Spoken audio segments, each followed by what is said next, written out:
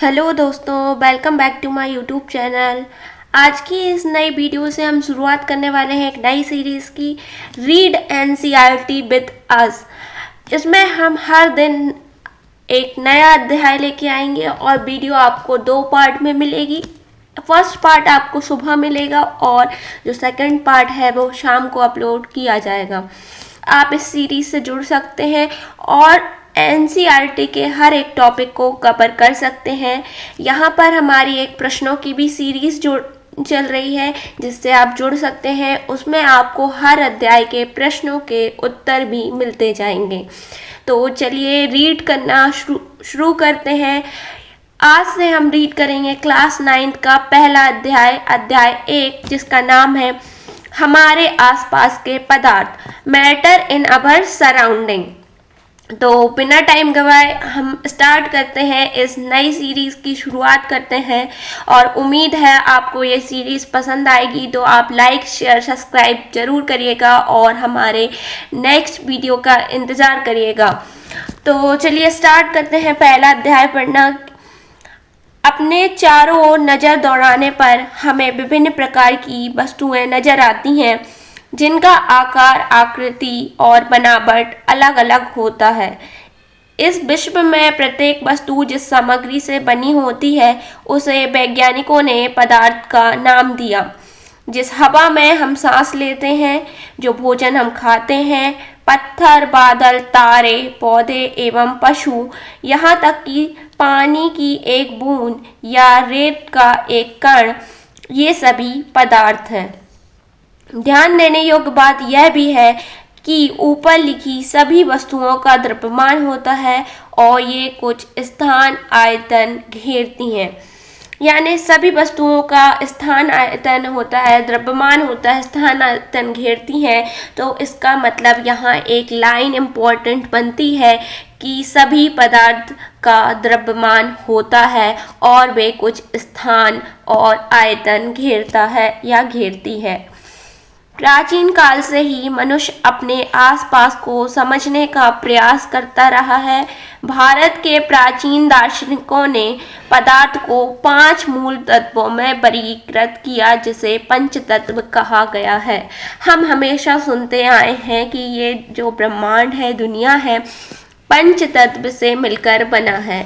ये हमारे भारत के प्राचीन दार्शनिकों का एक उन्हें वर्गीकरण किया था या एक कथन था। ये पंचतत्व वायु, अग्नि, जल और आकाश है। उनके अनुसार इन्हीं पंचतत्वों से सभी वस्तुएं बनी हैं, चाहे वो सजीव हो या निर्जीव। उस समय के यूनानी दार्शनिकों ने भी पदार्थ को इस प्रकार वर्गीकृत किया। आधुनिक वैज्ञानिकों ने पदार्थ को भौतिक गुणधर्म एवं रासायनिक प्रकृति के आधार पर 2 प्रकार से बांटा। ये 5 तत्वों में बांटना हमारे पुराने दार्शनिकों का ख्याल था और हमारे नए वैज्ञानिकों ने पदार्थ को 2 भागों में बांटा, जिसका पहला भाग उनके गुणधर्मों, भौतिक गुणधर्मों के आधार पर और दूसरा रासायनिक गुणधर्मों के आधार पर। तो हम इस अध्याय में जो है सबसे पहले भौतिक गुणधर्मों के आधार पर पदार्थ के बारे में जानेंगे और रासायनिक पहलुओं को जो है हम अगले अध्याय में जानेंगे। अगले अध्याय से मतलब है आगामी अध्याय जो इस बुक में होगा, सिलेबस में होगा, उसके अनुरूप हम रासायनिक गुणधर्मों के आधार पर पदार्थ को जानेंगे। पदार्थ का भौतिक स्वरूप जो है वो सबसे पहले पदार्थ जो है कणों से मिलकर बनता है। ये हम कैसे सिद्ध करेंगे कि बहुत समय तक पदार्थ की प्रकृति के बारे में 2 विचारधाराएं प्रचलित थीं। एक विचारधारा का यह मानना था कि पदार्थ लकड़ी के टुकड़ों की तरह सतत होते हैं, परंतु अन्य विचारधारा का मानना था कि पदार्थ रेत की सतह के कणों से मिलकर बने हैं। आइए एक क्रियाकलाप के द्वारा पदार्थ के स्वरूप के बारे में निर्णय करते हैं कि ये सतत है या कणों से बने हैं। 2 विचारधाराएं चल रही हैं कि एक विचारधारा मान रही है कि पदार्थ जो है सतत है और दूसरा जो है विचारधारा मान रही है कि पदार्थ किससे मिलकर बने हैं, कणों से मिलकर बने हैं। तो हम इस क्रियाकलाप को पढ़ते हैं कि 100 ml का बीकर लें और इस बीकर में जल से आधा भरकर जल के स्तर का निशान लगा दें। दिए गए नमक और शर्करा को कांच की छड़ की मदद से घोल दें। जल के स्तर में आए बदलाव पर ध्यान दें। क्या आपके अनुसार नमक या शर्करा का क्या हुआ और वे कहाँ गायब हुए, और जल के स्तर में बदलाव आया कि नहीं आया। इन प्रश्नों का उत्तर हम जानेंगे कि क्या हुआ आखिर। इन प्रश्नों के उत्तर पाने के लिए हम इस विचारधारा को स्वीकारना होगा कि सभी पदार्थ कणों से बने होते हैं। उपयुक्त क्रियाकलाप में चम्मच में रखी गई नमक या शर्करा अब पूरे पानी में घुल गई है, जैसा कि चित्र 1.1 में दर्शाया गया है। हम हमेशा कभी नींबू पानी बनाते हैं या कुछ करते हैं, तब हमने जल में नमक या शक्कर को घोल के देखा तो वो पूरा घुल जाता है। वही क्रियाकलाप यहाँ किया गया है।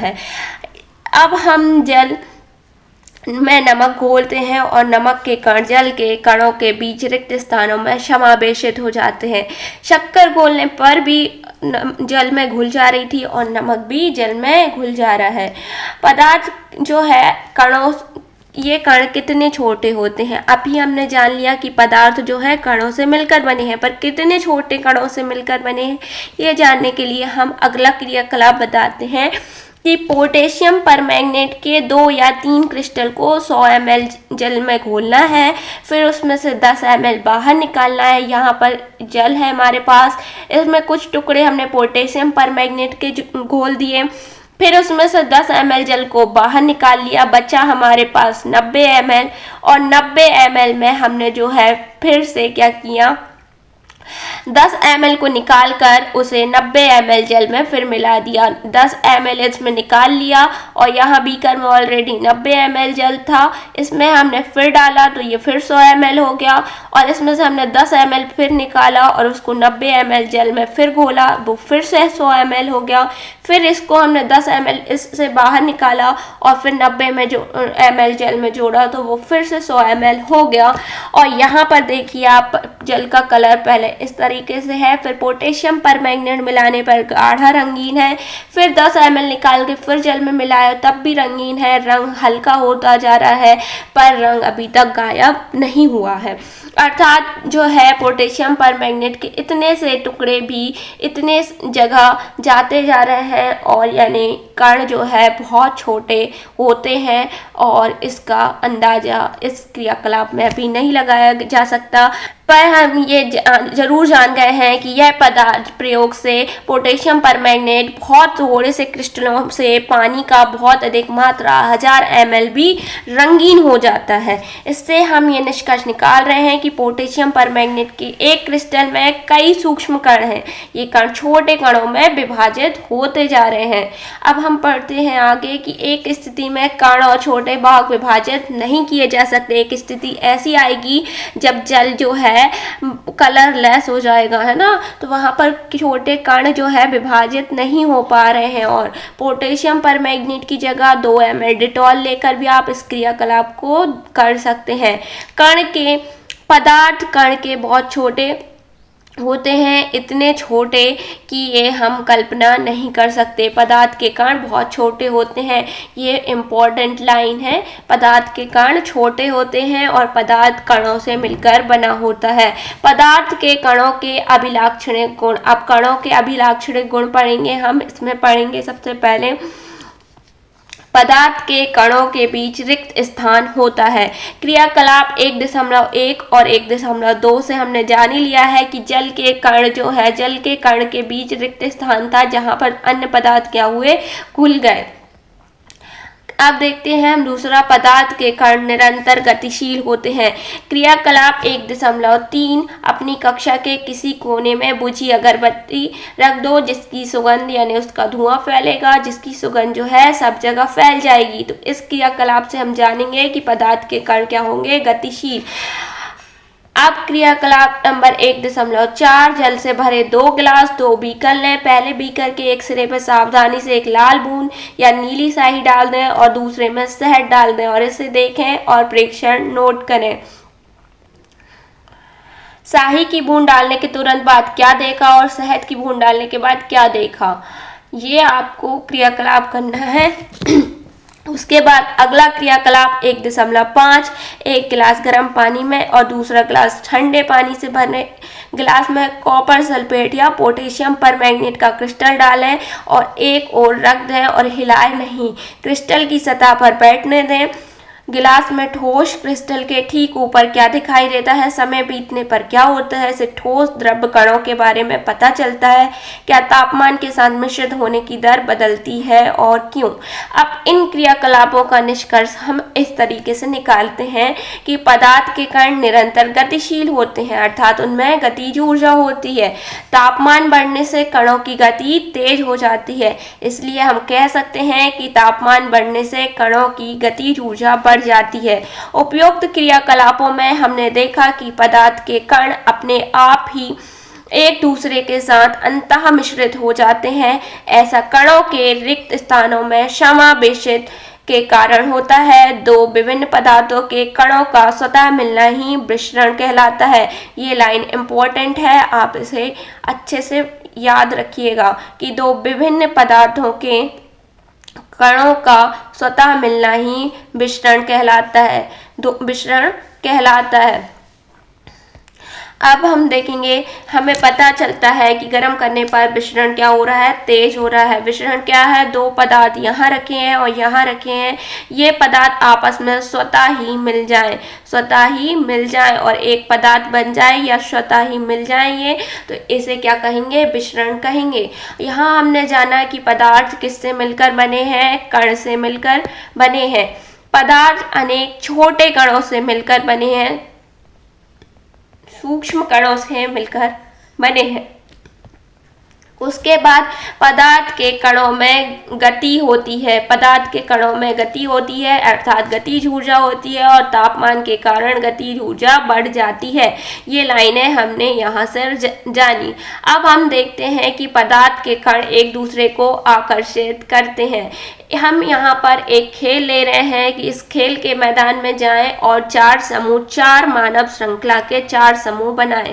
पहला समूह ईसदमिश्मी नर्तकों की तरह इस प्रकार से बनाना है, हमें कसकर पकड़े, और दूसरा जो है हाथों को पकड़कर मानव श्रृंखला बना ले।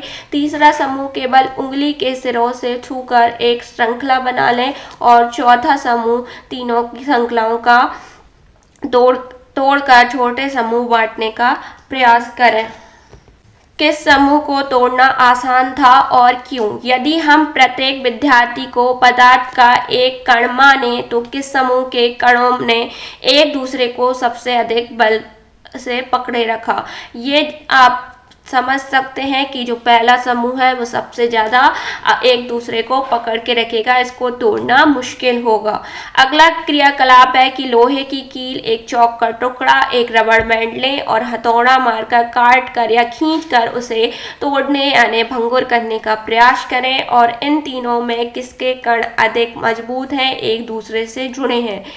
और एक थाली में जल लेकर उसे उंगली से काटने का प्रयास करें। क्या जल की सतह कटती है और जल की सतह न कटने का क्या कारण है? तो उपयुक्त तीनों क्रियाकलापों का सुझाते हैं कि पदार्थ के कण के बीच एक बल कार्य करता है। यह बल कणों को एक साथ रखता है। इस आकर्षण बल का सामर्थ्य प्रत्येक पदार्थ में अलग अलग होता है, यानी जो पदार्थ अपने आप को कसकर मजबूती से पकड़े हैं उसको तोड़ना मुश्किल होता है। उसके बाद हम देखेंगे पदार्थ की अवस्थाएं। पदार्थ की अवस्था में हम जानेंगे कि अपने आसपास के पदार्थों को ध्यान से देखें, ये कितने प्रकार के हैं। हम पाते हैं कि पदार्थ अपने 3 रूप में होते हैं, ठोस, द्रव और गैस।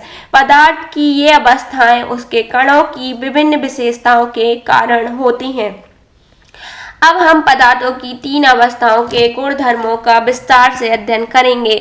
हमने पदार्थ को हमेशा 3 अवस्थाओं में देखा, या तो पदार्थ ठोस अवस्था में पाया जाता है, या द्रव लिक्विड फॉर्म में पाया जाता है, या फिर जो है गैसीय रूप में पाया जाता है। इसके गुणधर्म हम देखेंगे। सबसे पहले पढ़ेंगे ठोस अवस्था। ठोस अवस्था में हम जानेंगे कि निम्नलिखित वस्तुओं को एकत्रित करें, जैसे पेन, किताब, सुई और लकड़ी की छड़, और इससे जो है इन वस्तुओं को चारों ओर पेंसिल घुमाकर इनके आकार का क्या कर लो, रेखा चित्र बना लो और इन सभी का निश्चित आकार, स्पष्ट सीमा, स्थिर आयतन है या नहीं।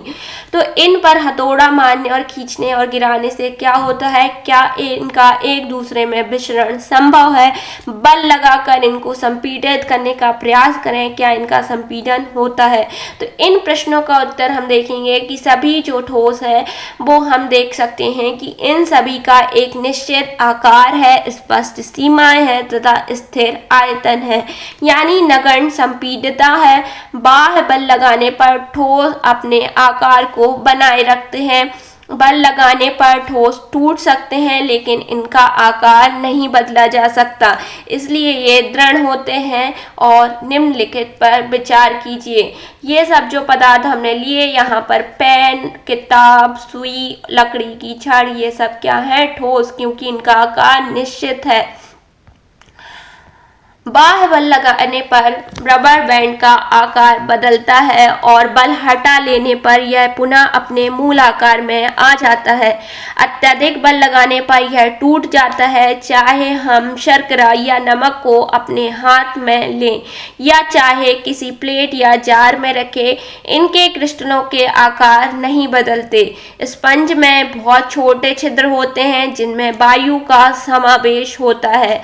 जब हम इसे दबाते हैं तो वे वायु बाहर निकलती है जिससे इसका संपीड़न संभव होता है। अब हम पढ़ेंगे द्रव अवस्था। और द्रव अवस्था में जाने सबसे पहले एक क्रियाकलाप निम्नलिखित वस्तुओं को एकत्रित करना है, जैसे जल, खाना पकाने का तेल, दूध, जूस और शीतल पेय। विभिन्न आकार के बर्तन, प्रयोगशाला के एक मापक सिलेंडर की सतह से बर्तनों में 50 ml का निशान लगा लें। इन द्रवों को फर्श पर डाल देने पर क्या होगा, किसी एक द्रव का 50 ml माप कर विभिन्न बर्तनों में क्रमशः एक एक कर डालें तो प्रत्येक बार आयतन एक समान रहता है। क्या द्रव का आकार एक समान रहता है? द्रव को बर्तन से दूसरे बर्तन में उड़ने पर आसानी से बहता है। तो आप सभी को पता है कि अगर हम द्रव को नीचे फर्श पर डालें तो वो फैल जाएगा और जिस बर्तन में डालेंगे हम वो उसी का आकार ले लेंगे। तो प्रेक्षण से हम क्या पाते हैं कि द्रव का आकार नहीं है लेकिन आयतन जो है निश्चित है, क्योंकि हम जिस बर्तन में डालेंगे उसका आकार जरूर ले लेगा पर आयतन जो होगा वो बराबर ही आएगा द्रव का, यानी द्रव का आयतन निश्चित है पर आकार निश्चित नहीं है। जिस बर्तन में इन्हें रखा जाएगा ये उसी आकार ले लेंगे और द्रवों में बहाव होता है और इनका आकार बदलता है, इसलिए ये दृढ़ नहीं है लेकिन तरल होते हैं।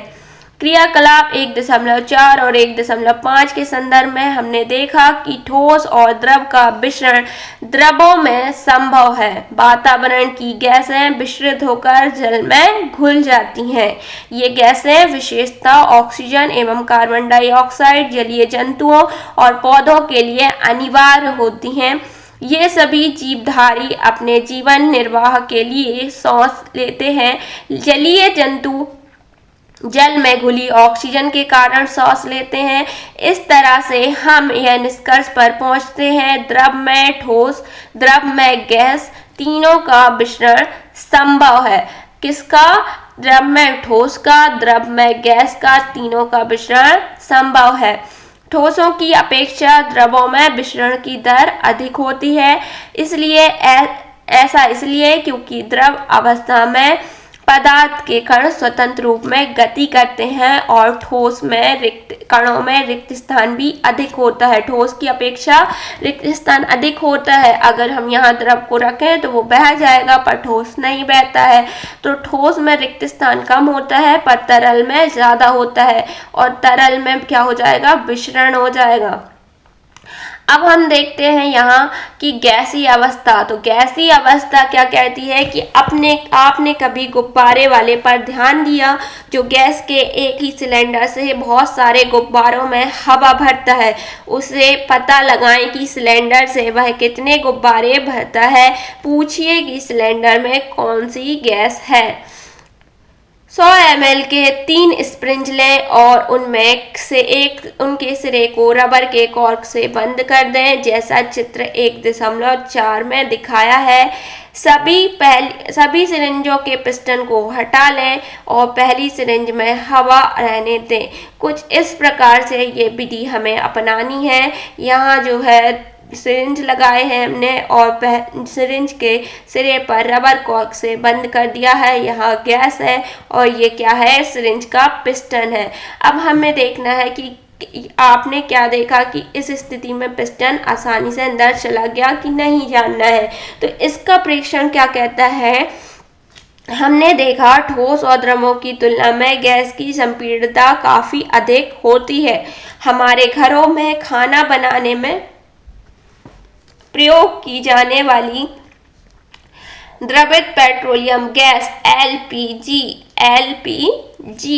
द्रवित, इसका एलपीजी का पूरा नाम क्या होता है, द्रवित पेट्रोलियम गैस। ये इंपॉर्टेंट है, इंग्लिश में से बोलते हैं लिक्विड पेट्रोलियम गैस। या अस्पतालों में दिए जाने वाले ऑक्सीजन सिलेंडरों में संपीड़ित गैस होती है। संपीड़ित यानी उनमें दाब लगाकर भर दिया जाता है गैस को, जो क्या होती है एक सिलेंडर में बन जाए, जिससे उतनी गैस, क्योंकि अगर गैस जो है उसको छोड़ दिया जाए तो वो उसका मिश्रण हो जाता है, इसीलिए इसे संपीड़न की क्रिया द्वारा सिलेंडरों में भरा जाता है। आजकल वाहनों में ईंधन के रूप में संपीड़ित प्राकृतिक गैस सीएनजी का उपयोग होता है।